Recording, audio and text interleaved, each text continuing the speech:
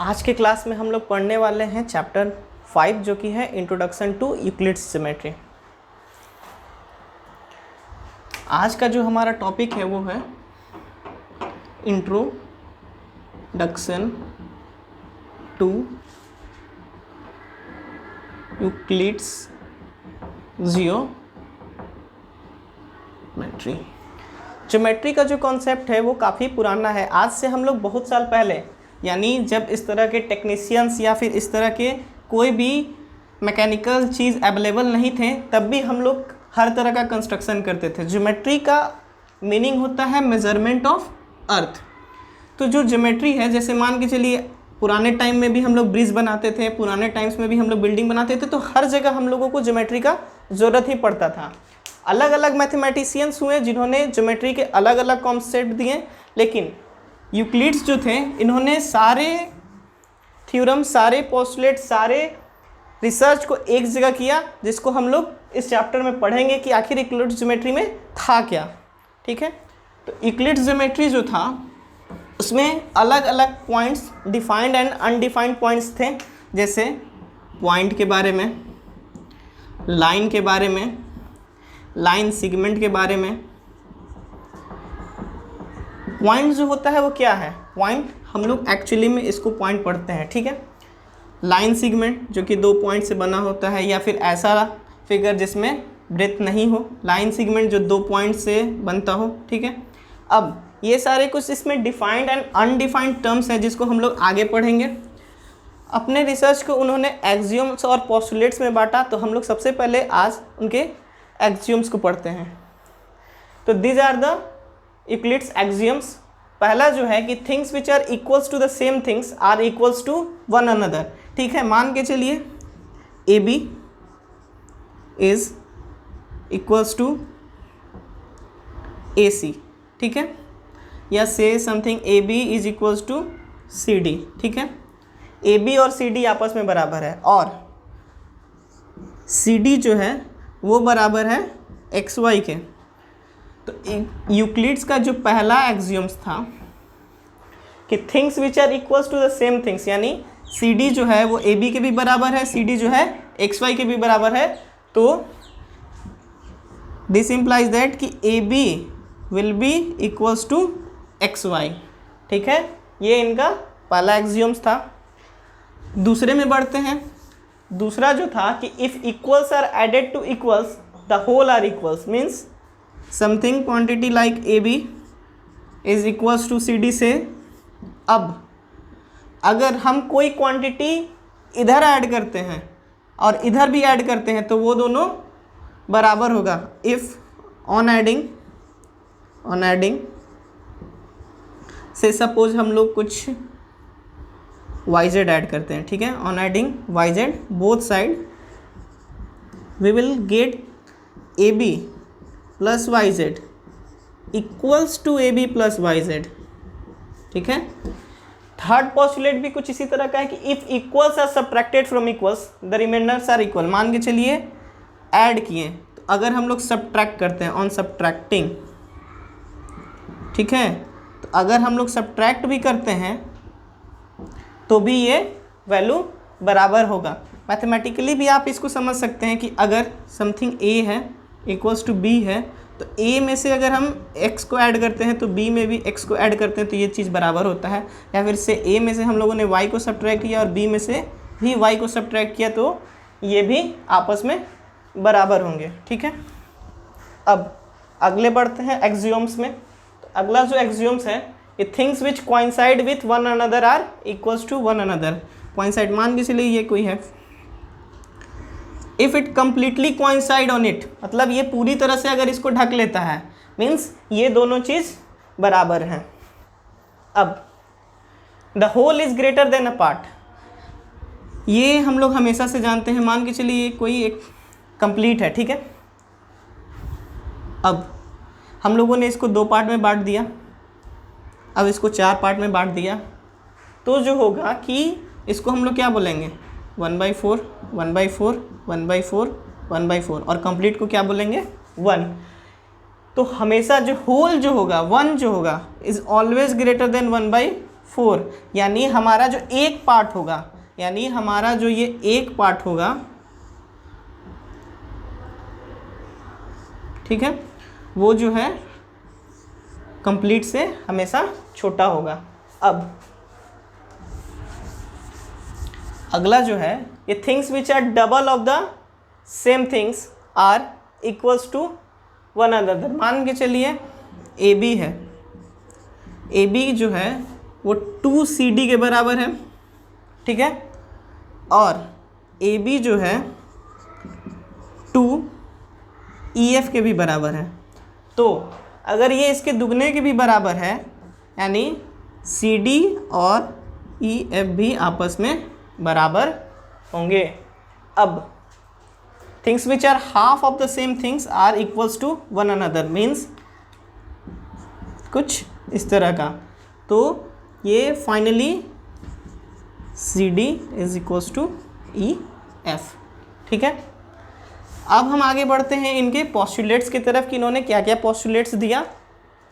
तो ये इनके पोस्टुलेट्स थे कि ए स्ट्रेट लाइन में be drawn from any point two another point, ठीक है। मान के चलिए कोई एक पॉइंट यहाँ है और एक पॉइंट यहाँ है, तो हम लोग इस पर स्ट्रेट लाइन ड्रॉ कर सकते हैं एनीवेयर। अगर मान के चलिए ये पॉइंट एक यहाँ है और एक यहाँ है तो भी हम लोग स्ट्रेट लाइन ड्रॉ कर सकते हैं, यहाँ है तो भी हम लोग एक स्ट्रेट लाइन, यानी कि अगर दो पॉइंट होगा, we are given with 2 points anywhere in the Cartesian plane, we can draw a straight line, ठीक है। A terminated line can be produced indefinitely. मान के चलिए एक कुछ लाइन है, ठीक है। अब अगर हम लोग इसको बढ़ाना चाहें तो इसको आगे अपने हिसाब से जहाँ तक उसको बढ़ा सकते हैं, ठीक है। A circle can be drawn with any centre and any radius, ठीक है। मान के चलिए हम लोगों को इस सेंटर से एक सर्कल ड्रॉ करना है तो भी हम लोग ड्रॉ कर सकते हैं, ठीक है। यहाँ से एक ड्रॉ करना है तो भी कर सकते हैं, अगर यहाँ एक है तो सेंटर छोटा सा इसमें भी ड्रॉ कर सकते हैं।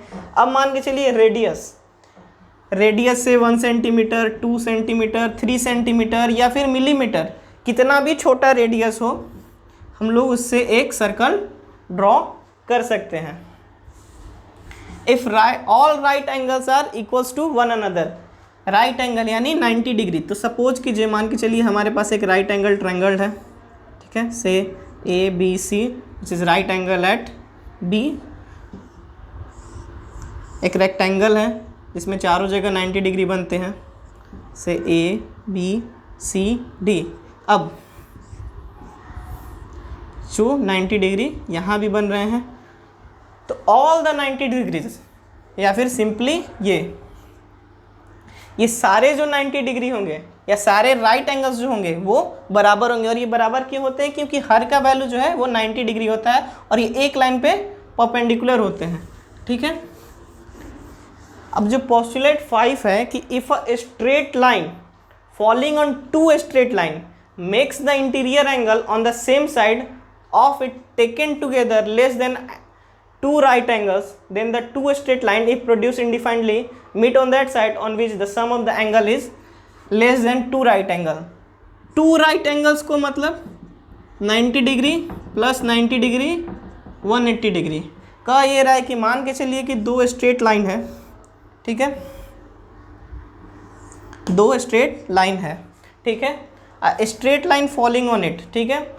अब ये जो इंटीरियर एंगल्स बना रहे हैं, ठीक है, से ये दो जो एंगल बनाया है, अगर इन दोनों एंगल का सम लेस देन 180 आया, ठीक है, लेस देन 180 डिग्री आया, तो जिस साइड में, और इधर अगर 180 से ज़्यादा आया तो जिस साइड में ये 180 से कम आया, मान के चलिए इधर दिख रहा है कि 180 से ये दोनों कम है, कि दोनों 90 डिग्री से थोड़ा थोड़ा कम है, यानी टोटल 180 से कम है, तो इस लाइन को जब हम लोग आगे प्रोड्यूस करेंगे तो कहीं ना कहीं आगे जाके इंटरसेक्ट करेगा ही करेगा। और किस तरफ करेगा?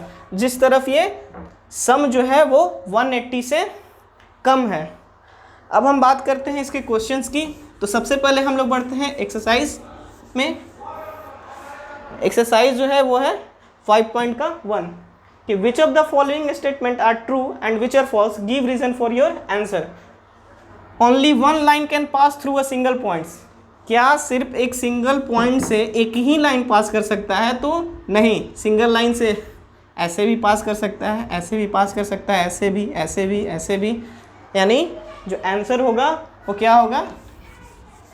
फॉल्स। ठीक है, पहला का जो आंसर होगा वो क्या होगा? False, because infinite number of lines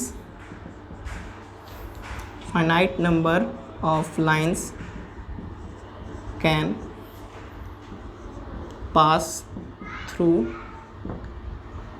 a given point। ठीक है, दूसरा क्वेश्चन है, there are infinite number of lines which passes through two distinct point. ये दो डिस्टिंक्ट पॉइंट है और अगर हम इन लोग को ज्वाइन करते हैं तो एक लाइन मिल गया।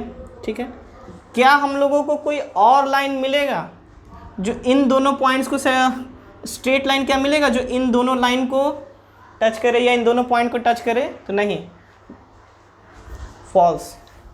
There is only one line. ठीक है, तो इसका आंसर भी क्या हो जाएगा? False. Why? Because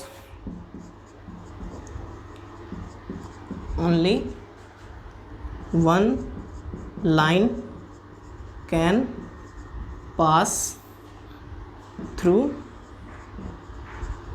to distinct point.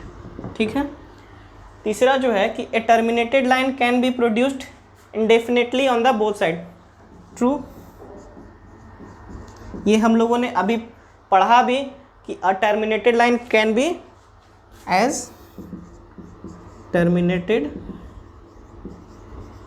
line can be produced indefinitely on both sides। ठीक है, अब इसके आगे के क्वेश्चंस में बढ़ते हैं।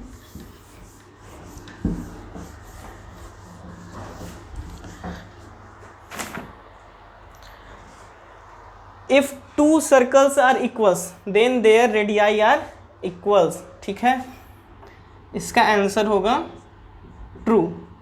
सपोज कि these are two circles। ठीक है,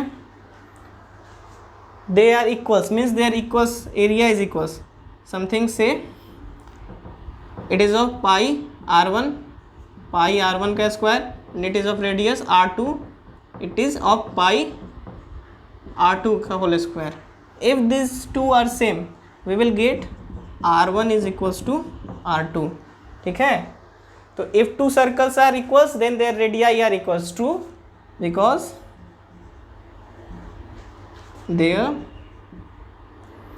दे have equal area, and both of them are circle means both of them have same radii. ठीक है, अगला जो है वो फिगर का क्वेश्चन है कि in figure 5.9 if A B is equals to P Q, A B is equals to P Q and P Q is equals to X Y, then A B is equals to X Y, A B is equals to P Q is equals to X Y, यानी ये भी correct है। True, क्यों? कि as equals of equal are same और equals, means ये हम लोगों ने पढ़ा भी कि इक्वल्स ऑफ इक्वल, ठीक है, आर सेम और इक्वल्स। आगे बढ़ते हैं।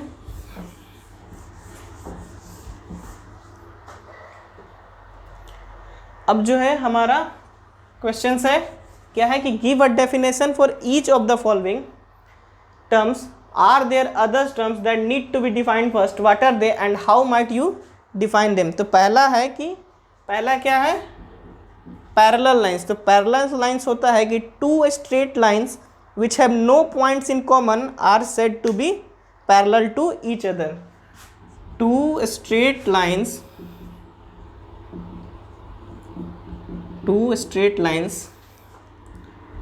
which have not any point in common are said to be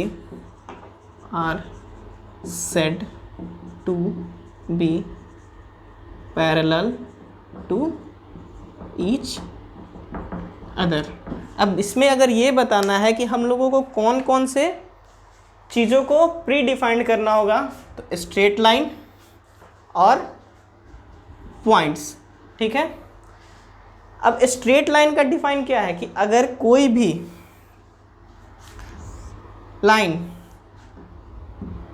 जिसको एक स्ट्रेट लाइन का मतलब क्या है कि किसी भी दो पॉइंट से एक लाइन गुजरा, और अगर हम इसको आगे भी प्रोड्यूस करते हैं तो ये स्ट्रेट ही है ये। अब जो बोल रहा है कि पैरेलल लाइंस क्या होता है, तो पैरेलल लाइन ये है कि दो स्ट्रेट लाइंस हैं, इनमें कुछ पॉइंट्स होंगे, इन पॉइंट्स को जो टच करते हुए जाते हैं उनको स्ट्रेट लाइन बोलते हैं। अब इनको कितना आगे भी प्रोड्यूस कर दिया जाए, इन लाइंस को कितने आगे तक भी प्रोड्यूस किया जाए, कोई भी ऐसा पॉइंट नहीं होगा जो कॉमन होगा, मीन्स आगे जाकर ये कभी इंटरसेक्ट नहीं करेंगे। ऐसे लाइंस को पैरेलल लाइंस बोलते हैं। अगला जो है वो है परपेंडिकुलर लाइन। तो if one among two parallel line is turned by 90 degree, if one among to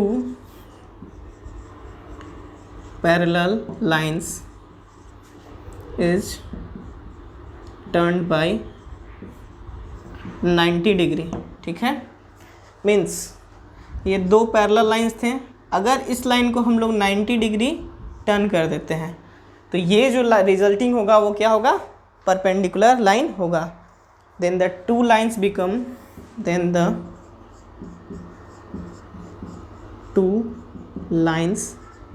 become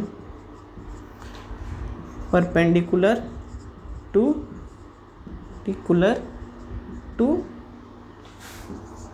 each other। इसमें प्री डिफाइंड टर्म जो है वो है टर्न्ड बाय 90 डिग्री। अब टर्न्ड बाय 90 डिग्री का मतलब क्या है कि किसी भी चीज़ को मान के चलिए इस तरह से है और इसको कंप्लीट ये जो रोटेशन है इसको हम लोग बोलेंगे 90 डिग्री, ठीक है।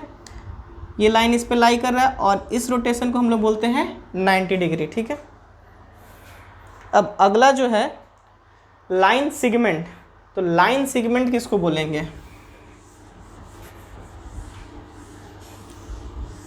लाइन सेगमेंट जो होता है कि a line with two end points, a line has no any limit but a line segment with two end points is called a line segment, is called a line segment, ठीक है। अब चौथा क्या है, रेडियस।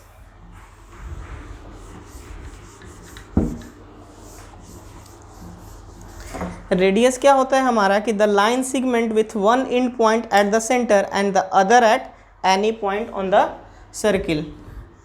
ये हमारा एक circle है।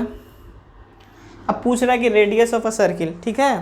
तो line segment with one end point on the centre, मतलब पहला जो है वो एंड पॉइंट यहाँ होगा और दूसरा जो एंड पॉइंट है वो इस सर्कल की बाउंड्री पे कहीं भी हो सकता है, यहाँ भी। तो अगर हम इसको भी ज्वाइन करते हैं तो ये भी रेडियस हो गया, ये भी रेडियस हो गया, और अगर इसको भी ज्वाइन करते हैं तो ये भी एक रेडियस ही हो गया। यानी अगर हम इसका डिफाइन लिखेंगे तो अ line segment with one end point at the centre and another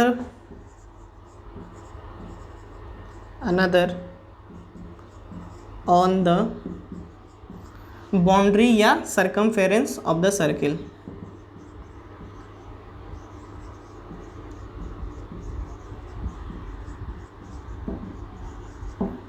ठीक है। अगला जो है वो है स्क्वायर।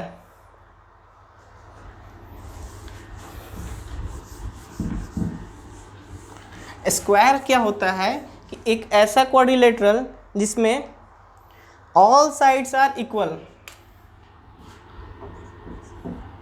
क्वाड्रिलेटरल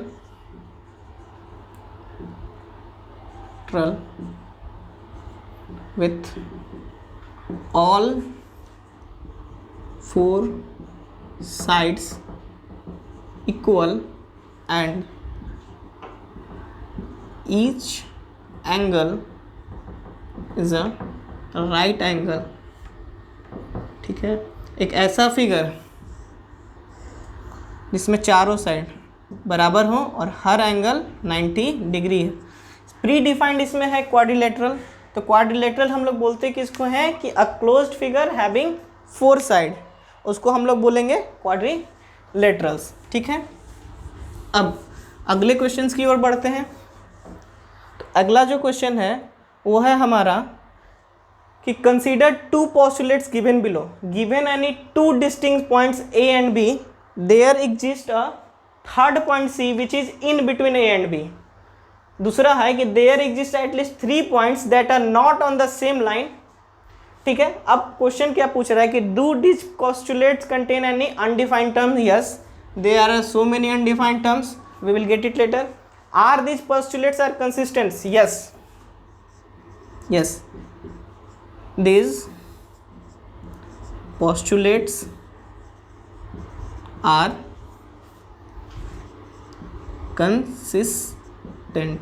ठीक है, do they follow from Euclid's postulate? हम लोगों ने अभी यूक्लिड्स पोस्टुलेट पढ़ा, तो यूक्लिड्स पोस्टुलेट में तो ऐसा कहीं नहीं था, तो no, they do not follow Euclid's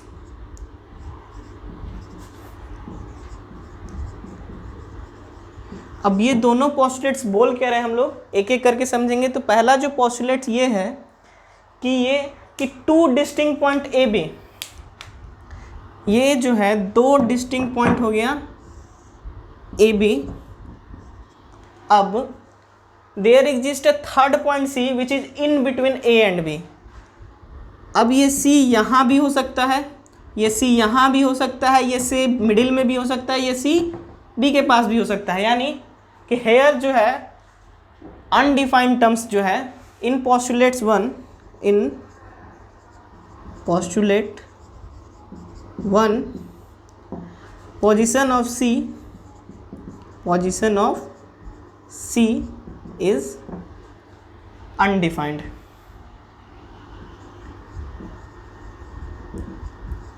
ठीक है, अब क्या है,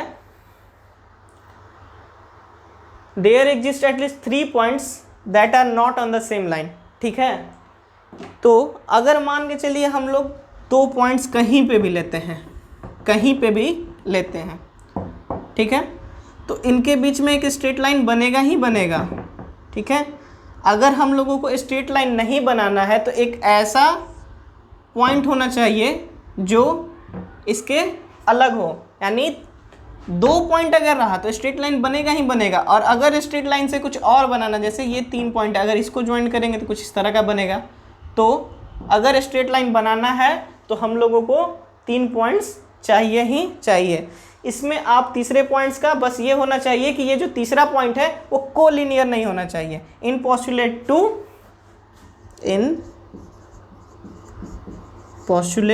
2 the position of third point should not be on the line। ठीक है, in postulate 2 the third point should not be on the line, the third point should not be on line, should not be on line। ठीक है, आगे के questions में बढ़ते हैं।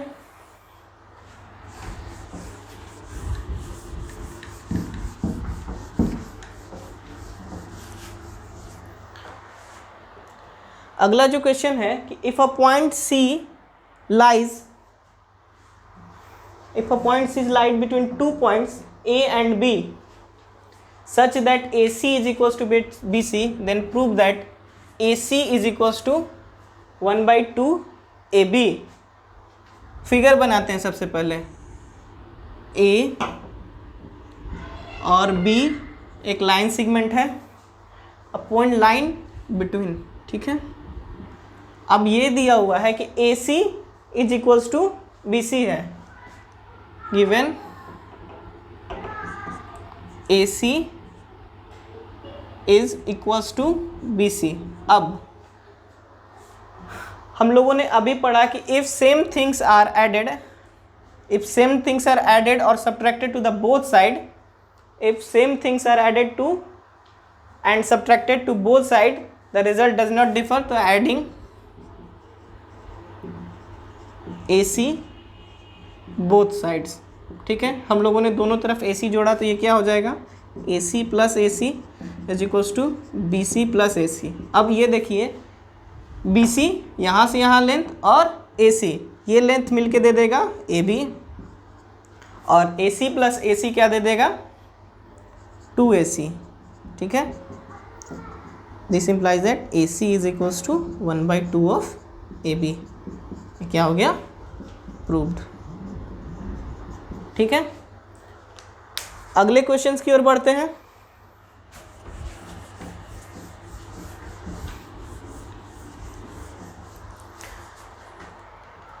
अगला जो क्वेश्चन है कि in question 4 point C is called a mid point of the line segment AB, prove that every segment has one and only one end point, ठीक है। तो हम लोगों ने पिछले क्वेश्चन में ये पढ़ा था कि एक लाइन सेगमेंट है AB C such that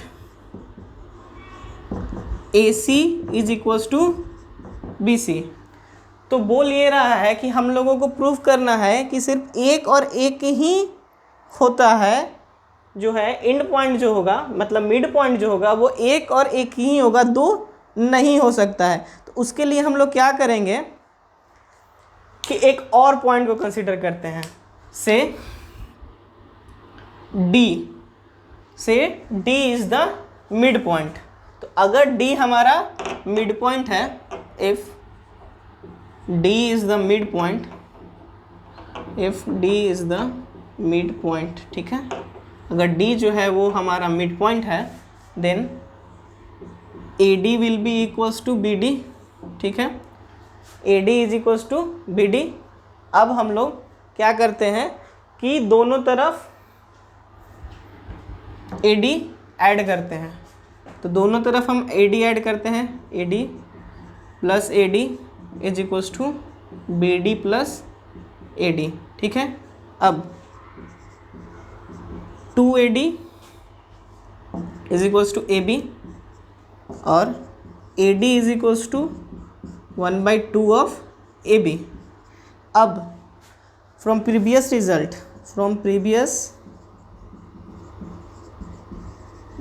we have AC is equals to 1/2 FAB। अब हम लोगों ने ये पढ़ा था कि equals of equals, half of equals, ठीक है। अब AD हाफ ऑफ AB है, AC भी हाफ ऑफ AB है, तो this implies that AD is equals to AC, and this could only be possible, it is only possible when C coincide with D, ठीक है। यानी there is only one and one mid point, ठीक है। ये हो गया हमारा result proved, ठीक है। अब अगले क्वेश्चंस की ओर बढ़ते हैं।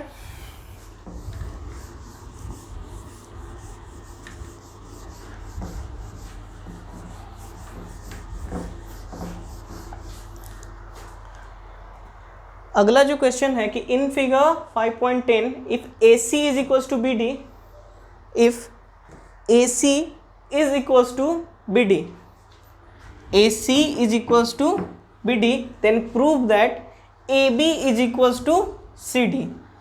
अब इस क्वेश्चन को बनाने के लिए हम लोग सबसे पहले करते हैं, फिगर तो है ही, हम गिवन लिखते हैं कि गिवन क्या है, ठीक है। Given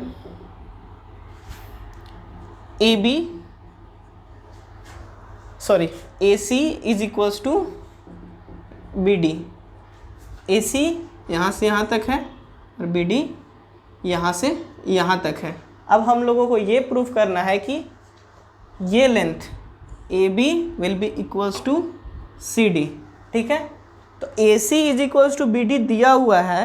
to proof A B is equals to C D, to proof A B is equals to C D, हम लोग क्या करते हैं कि दोनों तरफ बी डी को हम लोग क्या लिख सकते हैं, बी डी को हम लोग पूरी तोड़ के लिखेंगे तो क्या लिखेंगे, बी डी यहाँ से यहाँ है तो बी डी की जगह पर हम लोग क्या लिख सकते हैं, B C plus C D. B D को हम लोग लिख सकते हैं B C plus C D. अब ए सी जो है वो भी है B C plus A B, A C जो है वो भी है B C plus A B. तो हम आगे का रिजल्ट करते हैं। चलिए तो हम लोग देखते हैं कि अगर हम लोग ए सी को क्या लिख सकते हैं, A B plus B C, ये हम लोगों ने ए सी को लिखा A B plus B C, और बी डी को कैसे लिख सकते हैं, B C plus C D. अब हम लोगों ने ये भी पढ़ा था कि अगर same things are subtracted from both side the result will unchange. तो अगर हम दोनों तरफ बी सी को सब्ट्रैक्ट कर सकते हैं तो A B plus B C minus B C, B C plus C D minus B C, तो भी कोई रिजल्ट पे फ़र्क नहीं आएगा। तो इवेंचुअली ये क्या आएगा हमारे पास, A B is equals to C D, जो कि हमारा रिक्वायर्ड रिजल्ट था। ये हो गया हमारा प्रूफ, ठीक है। अब बढ़ते हैं इसके क्वेश्चंस में आगे। आगे क्या क्वेश्चंस है,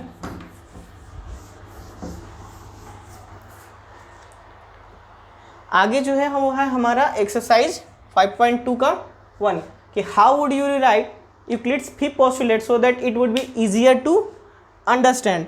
यानी ये बोल रहा है कि हम अपने लैंग्वेज में कैसे लिख सकते हैं यूक्लिड्स को। फिर तो एक बार फिर से ग्लिम्स लेते हैं कि यूक्लिड्स फिफ्थ पोस्टुलेट क्या था, कि दो स्ट्रेट लाइन था, ये था, और ये इंटीरियर्स एंगल अगर 180 से कम आता था तो ये जिस साइड में 180 से कम आएगा उस तरफ ये जाकर आगे इंटरसेक्ट करेगा, ठीक है। तो अगर इसको हमको अपने लैंग्वेज में लिखना है, आप चाहें तो इसको अपने लैंग्वेज में भी लिख सकते हैं, ठीक है। How would you write Euclid's fifth postulate, तो fifth postulate if a straight line, if two straight lines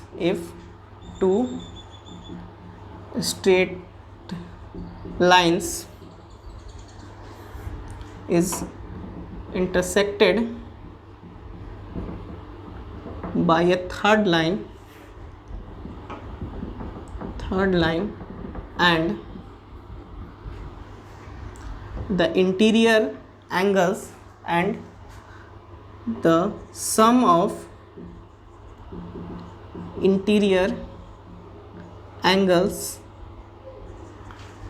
made by it is less than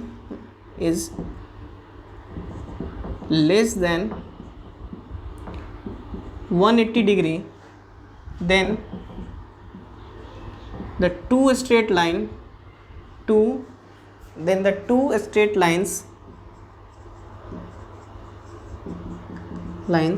will intersect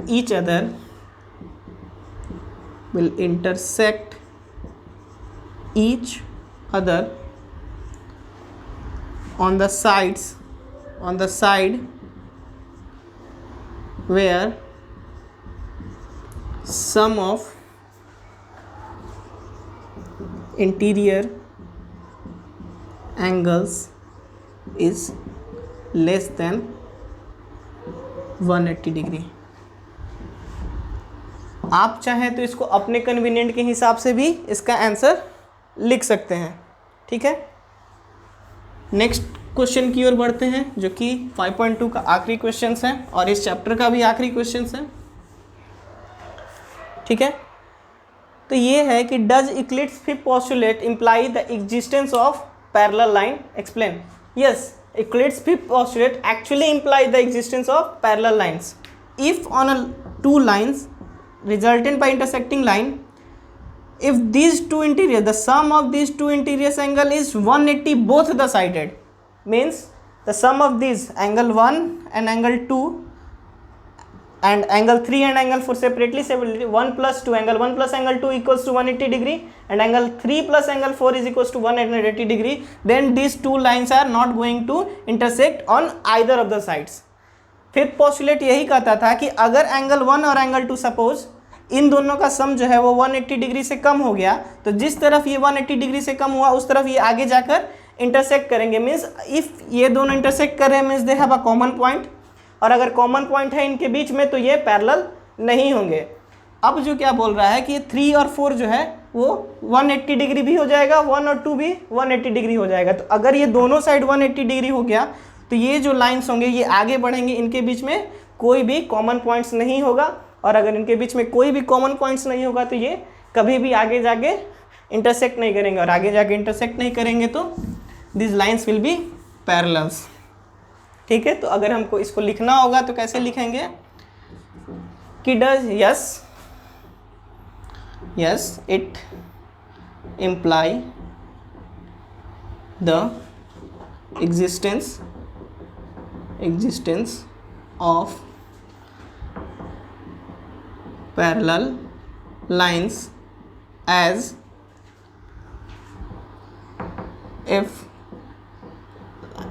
if the sum of interior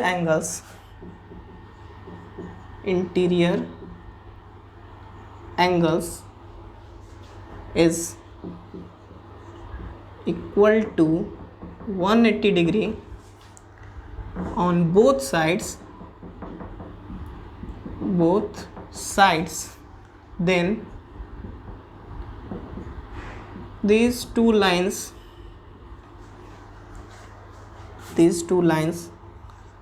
will not have a common point,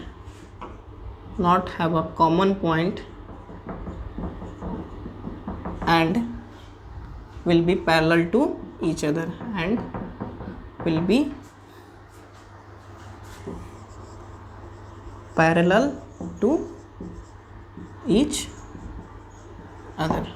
ठीक है.